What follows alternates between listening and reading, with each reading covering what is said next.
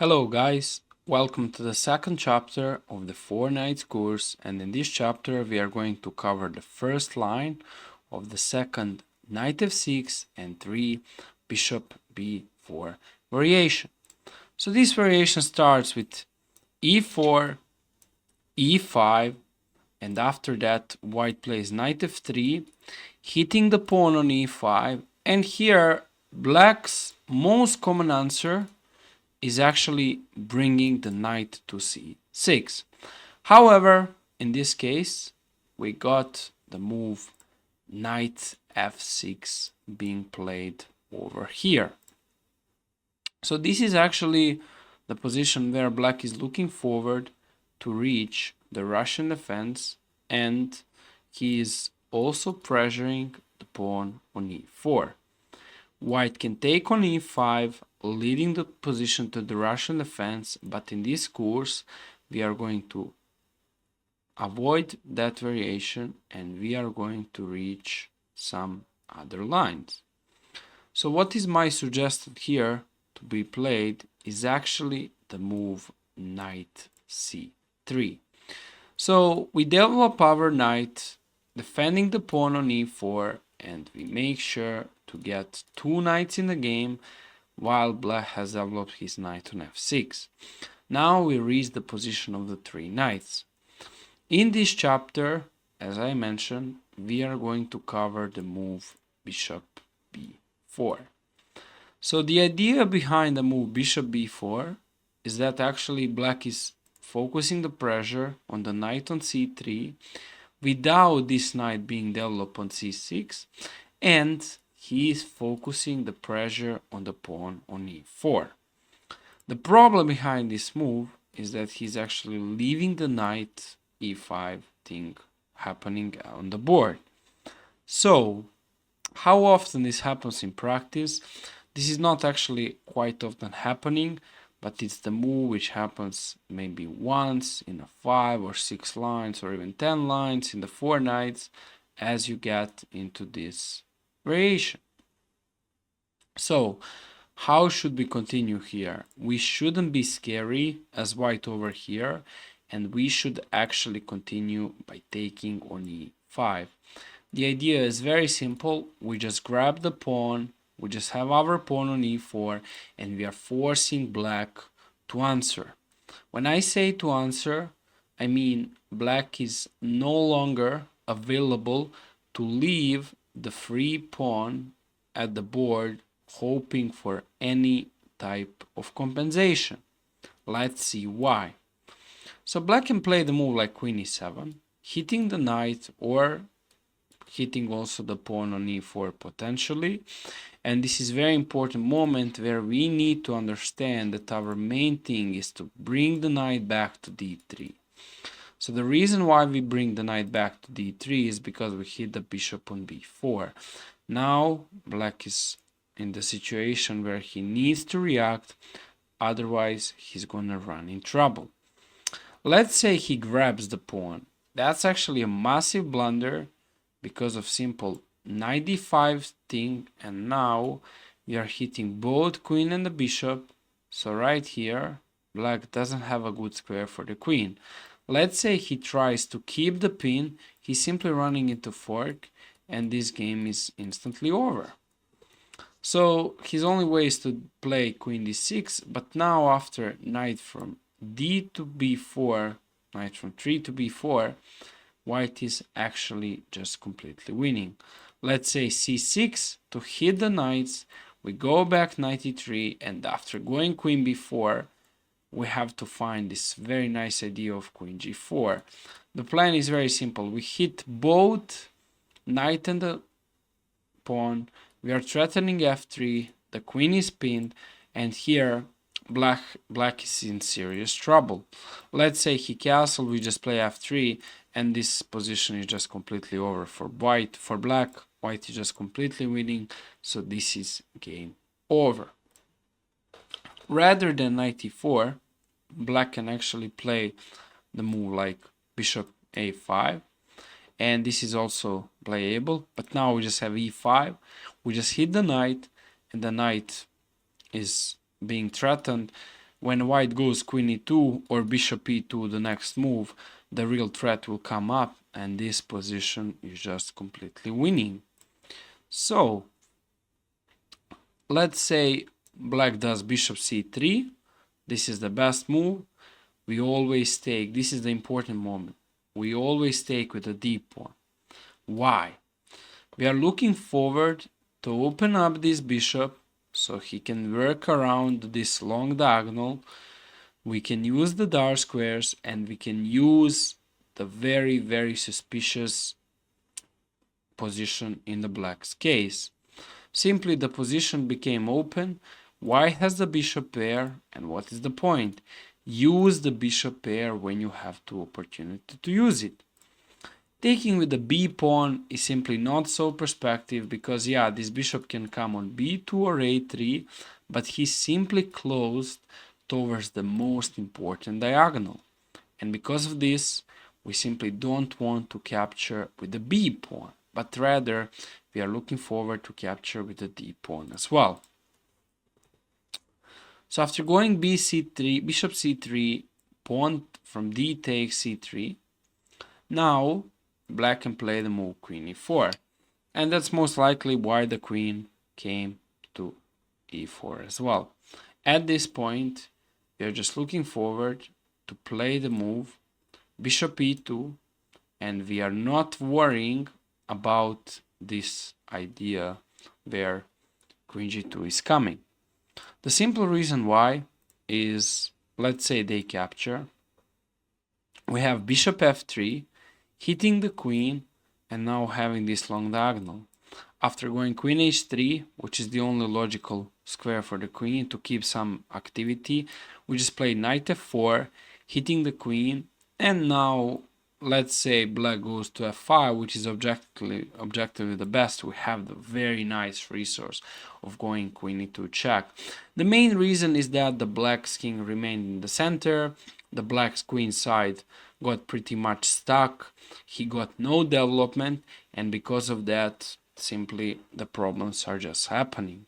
Black is no longer available to castle now because he has to go king f8, and suddenly after bishop e3, white has a simple plan. White is going to castle, white is going to bring the rooks to the open file, and white is going to start the pressure around the black's king. Bishop pair is doing great since the position is open, and I will never be pretty much scared to play this type of position where white has a great resources. So yeah, that's one of the things over here to understand. If we go back and we look at the line with knight e5 again, the another option which black can try is a move d6. Again, this knight has to go back to d3, hitting the bishop on b4 and asking again black a question. Where will he go? If he goes back again, this is very interesting position, and this is slightly different because now the pawn on e4 is not hit by the queen. Actually, here we have the time to play a very nice idea, which is a move g3. The move g3 prepares bishop g2, defending the pawn on e4, and right here black is already late to save the pawn. Let's say black castles, we just play bishop g2 and white is simply up a pawn without any compensation in the position for black, so white is simply much better. Because of that, black has to take on c3, and now again we take with a d pawn. Very important moment to realize doesn't make any difference like in the previous case where we should take with this pawn, and now this bishop is ready to go where he's needed. Right here, let's say black castles, again we just play the move bishop g2, defending the pawn, or we can also play the move f3 to not allow any knight e4 captures, and simply white is up a clear pawn. After this situation, black has to take the pawn back, and this is his last chance in this case, because otherwise, as we said, white will be up a pawn with without clear compensation for black. Now, once this knight came on e4, what is our main plan? Our main plan is try to keep the pressure around the knight on e4. So what we are going to do over here is to move bishop g2, we hit the knight goes back, and finally we castled, our opponent castles, and now we play the move c4. This is a clearly better position for white. As we can see, white got a very nice bishop on g2. He's hitting the long diagonal, basically not allowing black's bishop on c8 to do so much. The knight on b8 should just develop, and let's say knight c6, we just play the move b3. We are ready to play the move bishop b2. We are ready to hit long diagonal, and black is just struggling to find the answers over here. White is much better. The bishop on the b2 is very powerful. The problem of the bishop the problem of the black's position is that he doesn't have how to stop this bishop coming on b2 and being super powerful. This is something which is main thing over here, and this is something which is making white's position super good. If black tries here the move rook e8, white is actually going to play again b3, and let's say c6. This is also one of the plans. After bishop b2, let's say bishop f5, white can simply play the move knight f4. The idea is very simple. We are going to play queen d2, bring the rooks on d1 and d1, hit the weaknesses on d6, and play this type of position in a much easier way. It's important to know that whenever black does c6, he automatically created the weaknesses around d6 pawn. So this is the main reason why white's position is much more comfortable. Going back to the things we are going to look at right now, the line with simply castling, going back to knight e5, we proved that everything else is like more or less very slow for black, and white is having much better position. So here black is going to castle. This is a little bit critical position because we might get confused about how white should continue and what white should do, but the plan is actually not so difficult. What we are going to do over here, we are going to play the move knight d3, hitting the bishop on b4 and preparing e5 push with the pawn in some near future. The another thing which is very important to note when this knight was on e5 is that this idea is always in the air, because right here the knight on e5 is undefended, as well with the king in the center. So that can open up a lot of the pin possibilities and the problems for the white's position. So that's why knight d3 is a very nice move. We are actually going to gain this tempo and prepare a lot of the improvement for white. Now again, if black goes back, we got the move e5. We are hitting the knight, black goes knight e8, and again we have the move g3. The idea is quite simple. The idea is f4, bishop g2, and black is again struggling to find his plans. White is much better, and compensation for the lost pawn almost like it doesn't exist. The only thing which black can try here is to somehow finish up his development quickly, but even that doesn't matter, because after castling it's very difficult to see how is black going to find resources to improve his position. So over here the only active move is taking on c3. Pawn takes c3, and now knight e4 is very important. Another option that black can try is to actually put the pressure by doing the move rook e8, and I see this quite often, like after the move rook e8, black is trying to like improve his development quickly and simply put white in uncomfortable positions. It's very important to not be scary here. We only have temporarily on development and our king in the center, but that's only going to last 2 or 3 moves. It's not going to be a long-term issue because white didn't create any pawn structure weaknesses or any pieces who are misplaced, and also black didn't develop his pieces so much, so that automatically shouldn't really challenge any issues. After going rook e8, we just play the move f3, defending the pawn, and now the best move for black is to play d5, because otherwise this pawn would be completely clearly free. After d5, white has to answer with e5, basically attacking the knight when bishop e2 and closing the pin will come up. And now the move knight d7. So here now we just play f4, connecting our pawns, and simply we have a good position. However, it's worth noticing here that black can actually play the move knight from b to d7, and after f4, defending the pawn, he can still bring the knight in the center. This is maybe one of the best tries for black in this pawn sacrifice.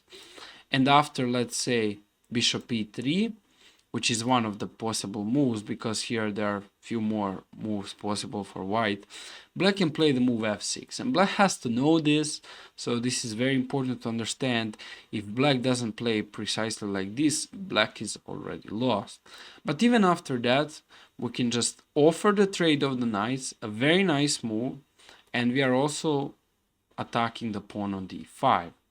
Let's say right now, black takes on f2, we can just play queen d5, and after king h8, bishop f2, pawn takes e5, we just have long castles, making sure that the king is safe. We have the clear bishop pair against the super suspicious bishop, and the knight, which is not super great, on d7. So this is something which should give white a comfortability on this line, and white shouldn't be scary overall. So that's what happens after rook e8. So now let's see after knight e4. This is interesting case, and this is interesting position. So over here, white has to figure out the plan. So what is the plan? There are two different plans in this case. So if you are looking to play very solid, there's actually the plan of going bishop e2, and after that preparing to short castle, where black is usually going to play d6 or d5 to improve his bishop from c8, to develop him. And now we just play castles, where after rook e8, rook e1, and let's say knight c6, we can play the move bishop f1. The idea for the next few moves are very simple. We can develop the bishop on e3, we can play the f3, we can trade off the rooks, and that's very common if we know that we have the bishop pair. The pieces should be traded, the rooks should be traded, and the white's position should be fine. So that's a solid play, and if you are looking to play very solid without too much risk, this is actually a nice approach. There's also the idea of going bishop e3, and actually, what is the point? So beside we develop our bishop on e3, we are actually preparing to quickly do long castling. Why? So black short castle, and as I showed before, if white short castles, the position is going towards the simple drawing situations. I mean, white is still better, that's correct, because of the bishop pair and all the things, but going long castle is actually very, very dynamical. And the risk is not big, like at all, overall. The risk of blundering or something, it's very difficult for white to blunder. That simply doesn't exist over here. So after going bishop e3, black can play the move d6, which is the most common option, or he can play the move d5. After d5, this pawn is slightly more exposed than the one on d6, but black is available to play c6 as well. So after queen e2, let's say c6, we got long castling. And now black can play the move bishop f5. After doing the move bishop f5, black is like overprotecting the knight on e4, and this is a nice thing. It's very important to feel the dynamic in the position over here. White should actually start to put the pressure. So how? We just play the move g4. We hit the bishop is under the trouble. Black has to figure out where he's going to move the bishop, and let's say he goes g6. This is a passive bishop. Why? Well, we just play h4, hit the bishop, try to play h5. Obviously, if white goes h5 now, that would be game over. So black has to play something like h6. And now after that, we can play h5, where after bishop h7, we got the very nice idea of doing rook g1. We are preparing f4 and g5, and black is generally struggling to attack on the another side. Let's say he goes a5 by himself. He's too slow. We just kick the knight, and after knight e6 we just play g5. It's not even necessarily needed to play the move f4, because already when black is super slow, white is too quick, and the king is collapsing. Like, it's very difficult for black to continue. Let's say pawn takes, bishop takes, and queen d7. We have a very nice tactical resource by doing the move bishop f6, hitting the king, and black is simply lost it. It's game over. It's also worth noticing that his knight on b8 remained completely behind everything, and white is just super cool. So that's why this move bishop g6, I don't like it. I mean, I like it if I'm white, but from the black side it's very suspicious. It's not working at all, and this bishop like is not hitting the diagonal where too many things can happen. So he's simply better to go back, let's say, to e6 and to try to support some of the later ideas where black might be available to hit the long castle, which white did. Because usually if you long castle, your opponent with the short castle should be slightly safer than you are. But actually in this opening and this line, that's not the case. White is much better. So we can just play king b1, protect the a2 pawn, and never have any problems with the king moving towards the center. So now, after that, black can develop, and now we just play f3, hitting the knight, he goes back, and then again we play h4. We are just launching the attack with h4, and here black is no longer having an easy ways to figure out what is he going to do. So this is the main reason why the line of d5, even though it looks like a safer thing, it can be slightly more risky. So that's why d6 is like a very common here. Like, black is not interested in pushing too much these pawns. Black is actually also stopping this knight to come on c5 or e5 in the long term. And right here we are looking forward to play the move queen e2 again. We just want a long castle. So now very often black goes back knight f6. Actually the idea is to put knight back, maybe prepare knight d5, and also have the open e file when the rook e8 will come up. Because here, after this situation, if white will move the bishop as well, that is going to cause the problems for the knight on e4, so that's what most likely black is trying to avoid. Also f3 ideas which are coming up, so black is basically saying, okay, I'm gonna re-rotate my knight back to f6. He's maybe having some possibilities. There are also maybe some possibilities of knight g4 or bishop g4, and for sure that can annoy some players. But here nobody should be annoyed, because after long castling nothing of this exists. And don't be afraid to go into this. White is just having a great position, and white is just having a very stable position. So right now, after this case, black can play the move rook e8, and now he's actually trying to cause some issues. Knight g4 might be problematic, so the best move here is queen f3. We actually bring our queen to very powerful diagonal. We hit the pawn on b7, and black is generally not having an easy ways to figure out what is he going to do.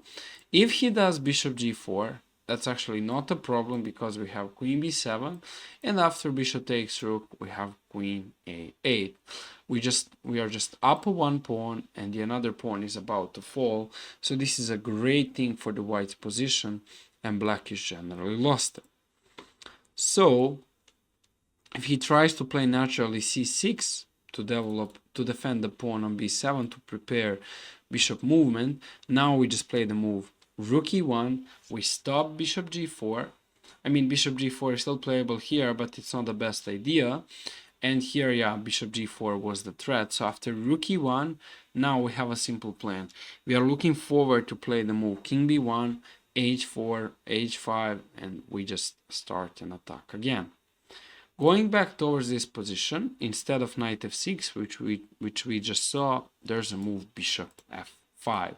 Again, bishop f5 to overprotect the knight actually maybe makes more sense right now when this pawn on d6 is actually not covering the knight on e4. Now we just play the move long castles.